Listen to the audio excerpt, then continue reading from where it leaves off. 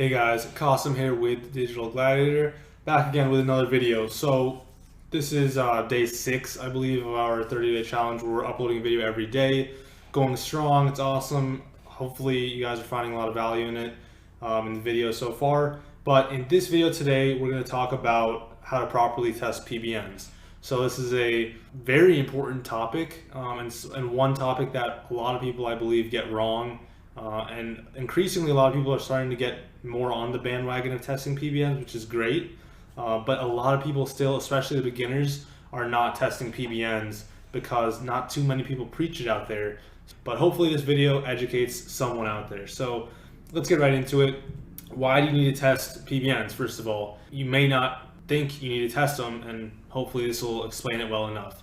So first off, you get more bang for your buck with each PBN, because you have to use less PBNs to get results, since you know which PBNs are directly helping you rank.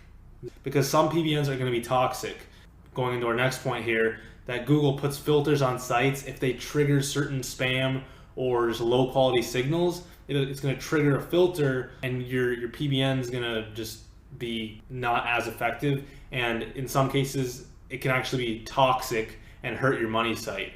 And this is basically just to stop SEOs from ranking sites and discourage them from using PBNs. And it does get rid of a lot of competition, so it's kind of a blessing in disguise for the people who actually know what they're doing.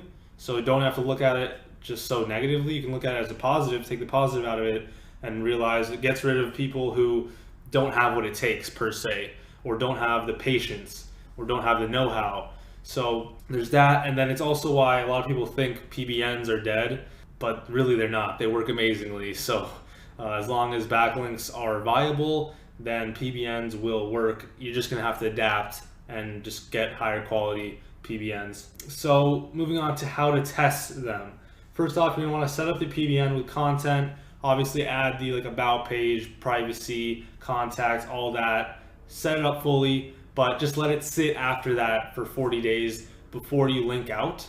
And I say 40 days because that's one of the filters that Google puts on sites, is if it links before that period. I believe Matt Diggity, if you don't know who he is, I've got this from him. He does 36, but I'm just a little bit more cautious with it and just put a round number just for the heck of it. You can do 36 as well. I'll link to the article actually from Diggity where he mentions this, because it is really valuable, and shout out to him for sharing that, because that was really valuable information, and he's sharing a lot of great information to the community. So if you don't know who Matt Diggity is, I'll link to his blog and the article specifically in the description. Take a read.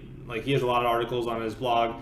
Give it a read, and I think you'll find a lot of value out of it. So moving on though, after that 40-day period, or 36, depends, at least minimum 36, you're going to want to link out to your test site that's in a related niche, all right, but not a direct competitor, because you don't want to increase their ranks, right?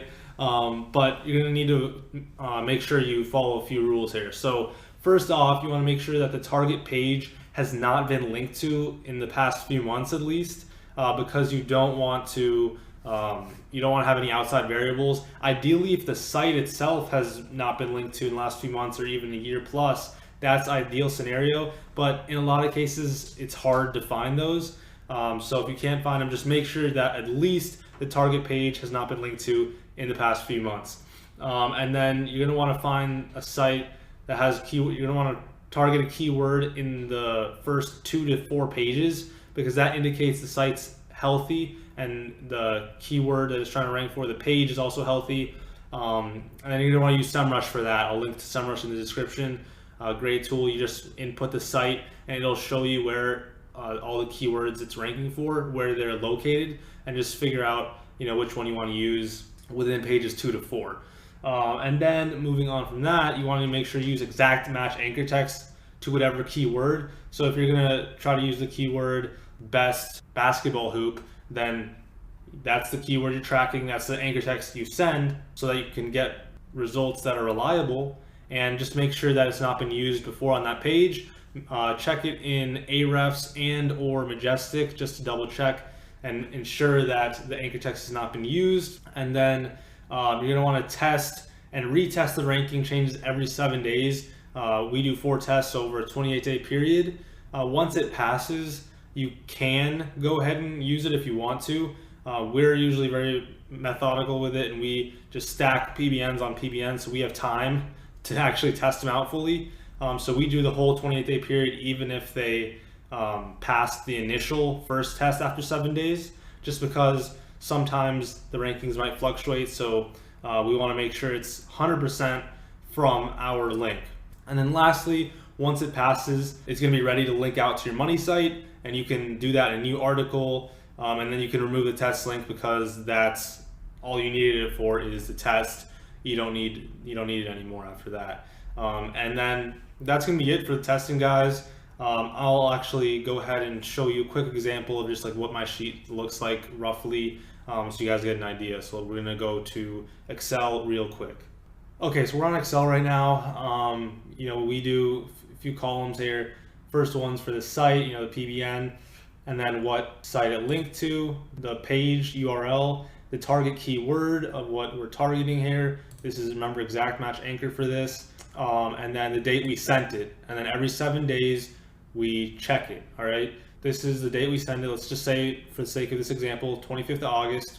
The position before was 15. And then after the first test goes to 13.